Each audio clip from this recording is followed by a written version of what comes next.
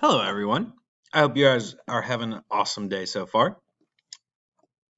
For today, last week we covered what um, bonds look like, right?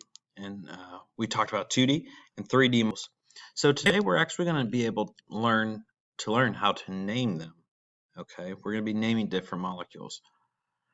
So it would be helpful to have a periodic table tab pulled up. And then I'm going to write some notes down, and I got some practice that is posted on the classwork tab in Google Classroom that you will be able to go over.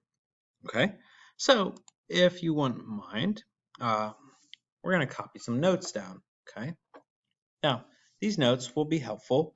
All right, so what we're going to be focusing on today is covalent bonding. That's the only one we're going to be focusing on today, covalent.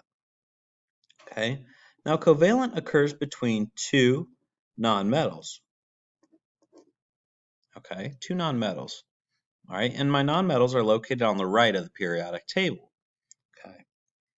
So when doing this, there are two things you got, or a few things you got to write down.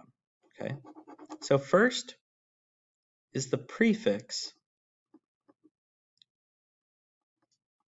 for the first element. The prefix for the first element. Okay. And there's one exclusion, and I'll go over more of these in a second, except mono. Mono will not go there. If mono is supposed to go there, just leave it blank, and I'll go over a few examples. So, second, you got the name of first element. Okay. Third is the prefix for the second element. And last but not least, you have the second element. However, that's N. Wow. Second element. However, what you are going to do is you are going to, I'm going to circle this, drop the ending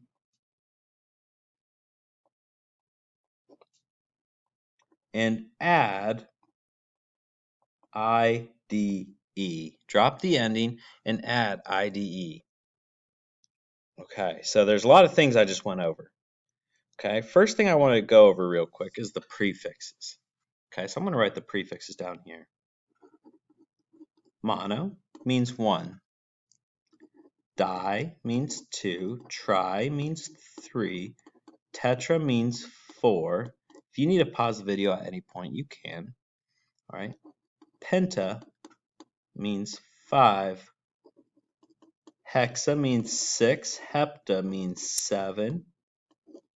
Octa means eight. Nona means nine. Deca means 10. So those are all the prefixes that are going to go here or here. Okay. All right. Now, when I say drop the ending and add IDE, so what an example might look like is oxygen. All right. Now, when you drop the ending, each element is very different. In this case, you're going to drop 4 letters. You're going to drop all 4 of these letters and add IDE, so it turns into oxide. All right. Sulfur. Oh, there's no E at the end. Sulfur, you're going to drop these last 2 letters. It's going to become sulfide. All right. Chlorine, you're actually going to drop 3 letters, and it's going to become chloride. Now, the best way to learn this is with practice. Okay. So let's try an example. Okay. So what if I told you, I'm going to write this next in pencil. What if I told you I had to give me, let's do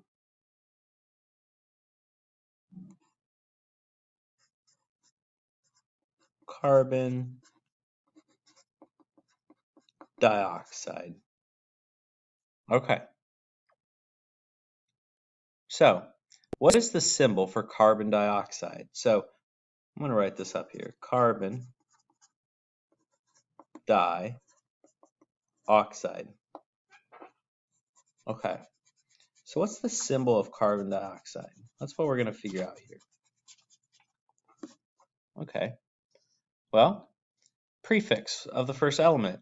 If there's no prefix, what's that mean goes there? It means it's 1, right? So I have 1 carbon. Now, my next element is oxide. Oxide is oxygen. How many of oxygens do I have? Di means 2. CO2.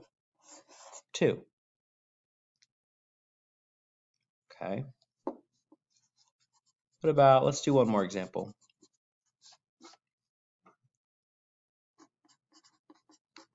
Tetracarbon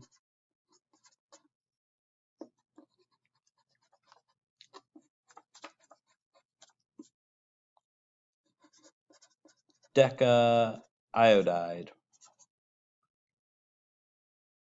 Well, first I have carbon, so I know there's C. How many carbons do I have? Tetra. Tetra means 4, so I have 4 C's. Iodide, so that's iodine, I. And how many of those do I have? I have deca. Deca means 10.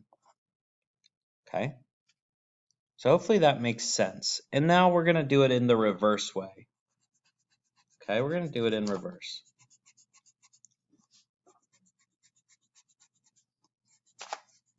So what if I give you H2O and I tell you to write out the name? Okay, so the prefix for the first element. So how many H's do I have?